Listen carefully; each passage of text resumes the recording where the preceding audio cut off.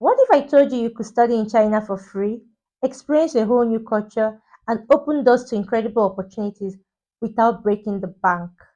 That's exactly what I did. In this video, I'll be sharing how I moved to China on a full scholarship and how you can do it too. So if you've ever thought about moving abroad, then you don't want to miss this video.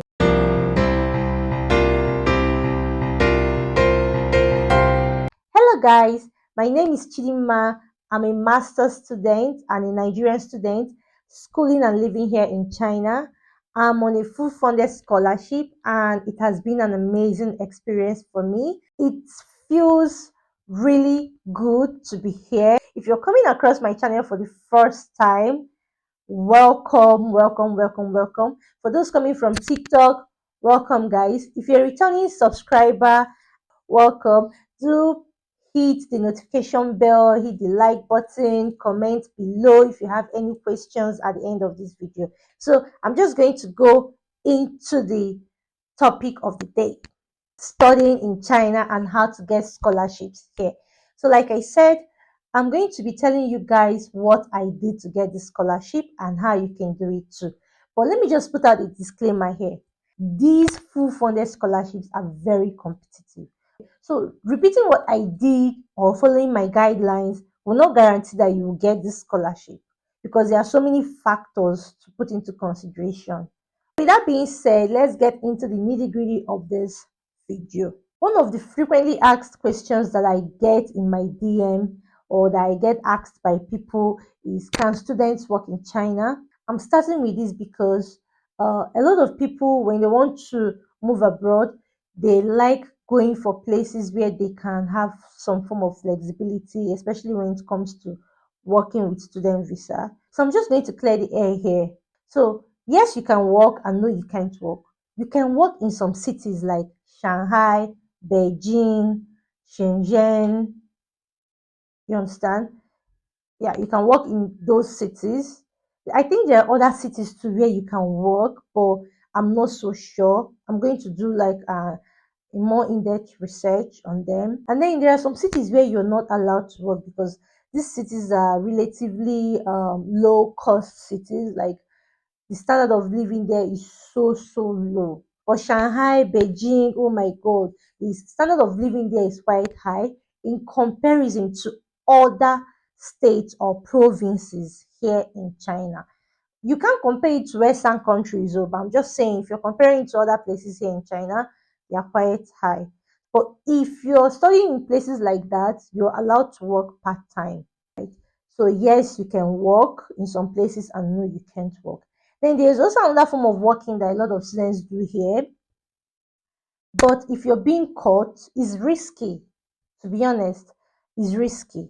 Some provinces take it very seriously, while some are not so are kind of nonchalant about it. Everywhere in China, you can actually teach English. You can teach English as a second language. So it means that you can teach in kindergartens, you can teach in secondary schools, but you'll be teaching them English. And obviously, it's not going to be a full-time thing, it's going to be a part-time thing.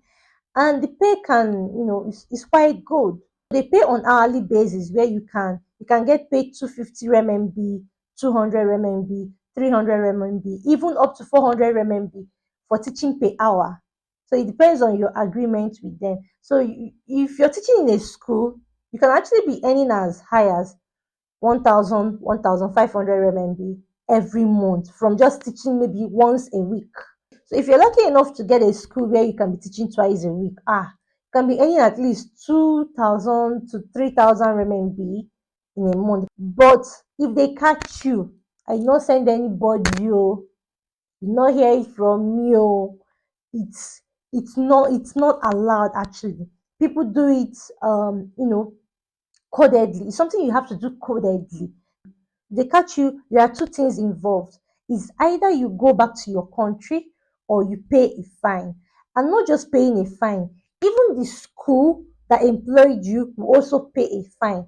And this fine no be small money, like it's not a small amount of money. It's about 10,000 RMB and upwards. Do you understand? So that clears the air on the kind of work you can do here, if you can work here, if you can't work here. There another thing you can do for money here is business, exporting and importing. Yeah, it depends. Okay, people import things from Africa, like African foodstuffs and the rest of it. They import things and sell here. People also export from China to various parts of the you know of the world. So you can also go the business route. So now let's get into the scholarships that are available for international students and how you can apply for these scholarships. Most of these fully funded scholarships are mostly for master students and PhD students. There aren't a lot of fully funded scholarships for BSc. I mean, there are, but there aren't a lot of them. The reason why there aren't a lot of fully funded scholarships for undergraduates or BSc is because most of their courses are in Chinese thought, which means if you're studying whatever course you're studying, right, you'll be learning that course in Chinese language. They won't be teaching you that course in English language. So that's the reason why there aren't a lot of fully funded scholarships. But if you want to go for this Chinese thought, right, you need to have certain certificates like HSK. You need to have had like HSK 4. You must pass HSK 4, right? But then again, let me go into kinds of scholarships that are available. List of scholarships, right? You have the CSE scholarship. And the CSE scholarship is like one of the highest scholarships you can get. And the CSE scholarship is divided into two. You have the type B, right? You have the type B, which is known as the university scholarship, and you also have the type A, which is known as the bilateral scholarship. Now, the difference between the type A and the type B is that from the type A, to apply for the CSE scholarship type A, you need to go through the Chinese embassy in your country. So if you're Nigerian, for example, and you want to apply for CSE scholarship type A, you need to apply through the Chinese embassy in Nigeria. But then for the university program, which is the type B, which is the CSE type B, you need to apply through the university directly. So let's assume you want to apply for Chongqing University, right? And you want to apply for their CSE scholarship type B. It means that you need to apply for you need to apply through Chongqing University. You need to apply for that scholarship through Chongqing University. The CSE scholarship type A is for undergraduates, masters, and PhD. But the only thing here is that for this type A, they are mostly in Chinese taught courses. The CSE scholarship type A is in Chinese, like everything you're applying for, whether pharmacy or whether nursing or whether theater art, just understand that you're going to be learning in Chinese. That's basically what it means. Then for the CSC scholarship type B, which is also known as the university scholarship, that one is not available for undergraduates. It's only available for masters and PhD students. And the courses for type B can be in either English or Chinese. So you'll be the one to choose if you want an English taught course or if you want a Chinese taught course. And let me tell you the benefits of this type A and type B. For undergraduates, it gives them 2,500 RMB monthly stipend, that's monthly allowance. It pays tuition fee, like it pays your full tuition fee, and still gives you a hostel or accommodation, and then still pays your yearly insurance. For master students, it pays 3,000 renminbi as monthly stipend. So at the beginning of every month, you'll be paid a monthly stipend of 3,000 RMB. For PhD students, it pays monthly stipend of 3,500 RMB. All these with accommodation and your full tuition and your insurance being covered. So another scholarship that is very, very nice, like to me, is the highest scholarship in China. It is the ANSO scholarship. The ANSO scholarship is actually better than the CSE scholarship. The only difference there is that it's very, very limited. Number one, the ANSO scholarship is only for science students. Number two, the ANSO scholarship covers everything that CSE scholarship covers, right? And will still pay you your flight ticket from your home country to China and from China back to your home country. That's when you're done with your studies, okay? Number 3, the ANSO scholarship is just for masters and PhD students. It's not available for undergraduate. Number 4, the ANSO scholarship pays 3,000 RMB to master students, which is the same with CSC, and then pays 6,000 RMB to PhD students. It actually pays PhD students more than CSC scholarship. So it will still cover your accommodation, still cover your food tuition, and still give you this monthly stipend. Only 2 universities in China, in the whole of China, offer the ANSO scholarship, which is the University of Science and Technology of China and University of Chinese Academy of Sciences. Then we have the New Silk Road Scholarship. The New Silk Road Scholarship is also called the Presidential or the President Scholarship. A lot of schools don't offer this scholarship. Schools like Southwest University offer the New Silk Road. Schools like Chongqing University offer the New Silk Road. I've forgotten other schools. So the New Silk Road Scholarship for some schools cover only tuition and monthly stipend. For example, in Southwest University, New Silk Road Scholarship covers only tuition and monthly stipend. Okay, while in Chongqing University, the New Silk Road covers both accommodation, tuition, and monthly stipend. It doesn't pay as much as CSC because I think for Southwest University, their master students they are being paid 1,400 RMB as monthly stipend, and it doesn't cover accommodation. But the thing here is that 1,400 RMB is enough, like is enough for you, is enough to cover your monthly expenses. And this stipend, they are always being paid at the beginning of every month. Another type of scholarship that we have is the Confucius Institute Scholarship. This Confucius Institute Scholarship, also known as CIS, the CIS is divided into three. For the three of them, you need to have HSK. You need to have a HSK result. The first part is the 1 year diploma program. The second part is the 2 years master's program. And the third part is the 4 years undergraduate program. The CIS scholarship is you basically coming to learn Chinese. You're not going to learn any other thing apart from Chinese language, right? You can't use the CIS scholarship to apply for courses like computer science, pharmacy. It has to be Chinese language. And you must have HSK certificates. I'm going to put it on the screen. You're going to see it on the screen. The HSK level for each of the CIS scholarship. For the CIS, for undergraduate, it pays you 2,500 RMB as your monthly stipend, and it covers your accommodation and it still covers your food tuition. Then for masters, I'm not very sure, but I'm going to put it on the screen so that you guys can see what each of the scholarship covers. Okay. Then we also have the Marine Scholarship. So this Marine Scholarship is for master students and PhD students. It is not for Africans actually. So if you're non-African, if you're from the coastal island of Indian Ocean, the Pacific, and its surrounding island, you can go for it.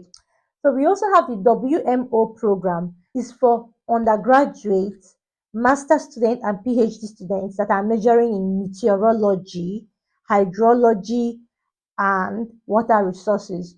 So if you're into all those water related courses, right?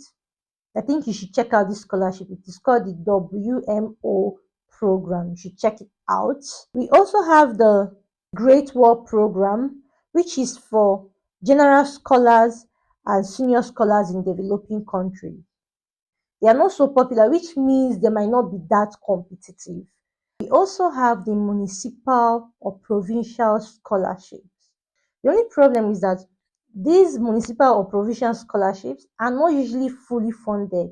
Sometimes they cover 80% of the tuition, sometimes they cover 60% of the tuition. They are not usually fully funded, and some of them is like a one-time thing whereby you only get the scholarship once, maybe for a whole year.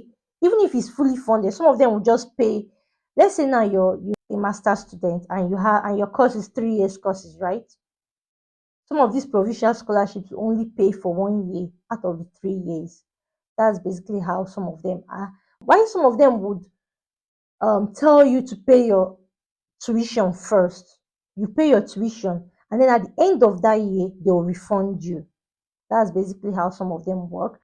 Let me be honest with you guys. Under the provincial slash municipal scholarship, they aren't a lot of fully funded scholarships. Then other types of scholarships that they don't really fall under a general name is school scholarship. They don't have a particular name for it because each university has a different name for it. Take for instance, Harbin Institute of Technology has a name for their school scholarship. It is called Entrance Scholarship. So the same way another school will have another name for their school scholarship. So different universities have different names for their school scholarships. And now that we are done talking about the different kinds of scholarships that are available here in China, let's go into the requirements for applying for these scholarships. I'm just going to list out the general requirements because some schools have like specific or unique requirements for some courses. Number one, you need to have an international passport. Number two, your age matters. If you want to apply for undergraduate, you need to be 25 and below. For masters, you need to be 35 and below. If you want to apply for PhD, you need to be 40 and below. These are the second requirement. Then for the third requirement, you need to have a recommendation letter. So let's assume you're going for undergraduate. It means you need to go to your secondary school or your high school and get two recommendation letters from them. For masters and PhD students, you need to get recommendation letters from your previous schools, from professors and associate professors, not ordinary lecturers. You can't get from a junior lecturer or a senior lecturer. It needs to come from a professor or an associate professor, and you need two recommendation letters from them. For masters and PhD, it is easier to get scholarships when you get a recommendation letter from a supervisor here in China. If you go to your school website, you will always see lecturers and professors and supervisors. You always see their contact and the courses that they teach. It's left for you to look for professors in that department that you want to study. You start messaging them, start emailing them, tell them that you need them to supervise you. Don't message only one person. You have to message at least all of them if possible, like the ones under your department, and get them to get at least one of them to give you a recommendation letter. I'm not saying without these supervisors you cannot get. You can get, you can actually get without them. You can. But I'm just saying that it will be less competitive for you. Like they automatically consider you once you have a recommendation letter or an acceptance letter from a supervisor here in China. So apart from getting a recommendation letter from your previous school, you also need one. This is just for masters and PhD. This particular one I'm talking about. You also need one from a supervisor here. Then another thing that you need for applying to study here in China is a police character report. Okay, it is also known as non-criminal record. For it means that you need to, whichever country you're from, you need to go to the police station and get a police character report. Then another thing you need, another requirement that you need for applying to China is to have a physical examination form. Okay, so there's a physical examination form that you're going to download from. It's a general form. No matter the school you're applying to, you need it. I'm going to link it so you guys can download it. You're going to download the form and then you take the form to a hospital. Run the test on that form, especially the blood work, right? Give a doctor the form to fill and make sure you go to um, a good hospital. Make sure you go to a registered hospital. You can go to a private or a government hospital as long as it is registered. So you give them the form, you run the test, and then a doctor fills the form for you and signs it for you and stamps it with the hospital stamp. Some schools will require you to attach your blood work. So don't forget, you can attach your blood work to the physical examination form. your HIV test and the rest of it, attach it to the physical examination form. Then another thing that you need is a study plan. But this study plan is for everybody, whether you're undergraduate, postgraduate, masters, you need a study plan. A study plan is usually 800 to 1000 words. It depends on the school. Some schools will tell you to write 800 words or 1000 words. Then another thing that you need, another requirement that you need to apply is a research proposal. Now, this research proposal is only for master's students and PhD students. Now, a research proposal is like an extension of your study plan. So, for masters and PhD students, in your study plan, you're going to list out, you're going to mention your research topic. Your research proposal is now going to carry the details of your research topic. You're going to go into explaining how you intend to work on your research topic. So everything is going to be based on hypothesis, all right? Expected results. You're going to write down the expected results from the research, the time frame for the research, the materials and the methods.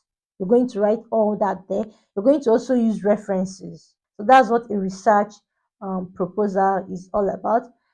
If you guys need an in-depth video on how to write a research proposal, I'm going to make it for you. You're also going to need a CV. Yes, you need a CV, you need your highest degree certificate and your transcript. This is for everybody, whether you're undergraduate, postgraduate. Let's assume you're going for BSc. You just finished secondary school or high school. You need your WAEC or your NECO, that's number one. And then you need your transcripts from your senior class. Okay. Then for masters, you need your BSc certificate, and then you need your transcripts for the 4 years that you went to university. Okay. Another thing that will help you or determine if you will get a scholarship is your GP. The higher your GP, the higher your chances of getting a scholarship. Like, unless you're applying to a school where they don't have a lot of international students applying, if your GP is low, let me tell you what you can do to boost your GP. So, number one, if your GP is low, you need to take online courses. Starting from now, start taking online courses that are related to what you want to study. Courses on Coursera, you start taking on Udemy. In fact, you can actually get scholarships on Coursera to study, to take courses for free, and they'll give you the certificate. I'm going to make a different video on that one, how you can get scholarships or financial aid on Coursera. You can actually use this certificate to boost your GP or whatever. This is for people who have very low GP, like you have second class, lower, and all that. And also publishing articles or having published works done will also boost your chances. Since you already have all these things, you now need to go and notarize some of your certificates. So for your academic certificates like your BSc, your MSc, or your even WAEC or NECO with your transcripts, you need to take them to a notary lawyer or a notary court and get them notarized. Okay? These are just the things that you need to get notarized.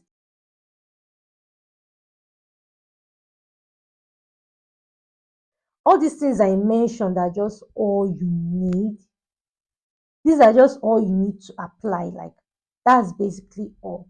So now that you have your documents complete, you've notarized your academic documents, the next thing for you to do now is to go to the university's website, the university of your choice. Go to their website, okay?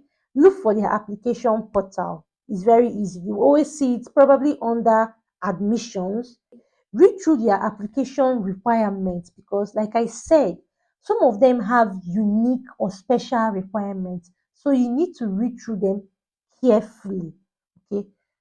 After reading through them, you need to fill the application form, choose your type of scholarship, choose whether English taught or Chinese taught. Okay, so I'm also going to be making a different video. I can't join all these in one video, so I'm going to be making a different video on how to fill your application form. I'll be using maybe 2 or 3 different schools. And mind you, for CSE scholarship, you can only apply for one university at a time. When you go to CSE portal, right, you apply for the kind of scholarship you want. If it's CSE type B that you want, which is university scholarship. It means that after filling the CSC um, application form, you will download the form, right? And then go ahead and fill the university application form. So the university application form is usually on the university that you want to apply to. If you're applying for only school scholarship, you just fill the application form. You don't need to fill any other extra form. If you're applying for municipal or provincial scholarship, you might need to fill a different form and still fill the university form. So you also need to make sure that as you're filling your application form, when it comes to the point where you're supposed to upload your document, you read carefully. So that is it for today. I feel like I just rambled on and on. I'm going to be making subsequent videos, right? So let me know down in the comment section if you have any question at all, or you didn't get some of the things that I said. You can drop your questions down in the comment section. Thank you guys for watching. I'm Chidinma. See you next time. Bye.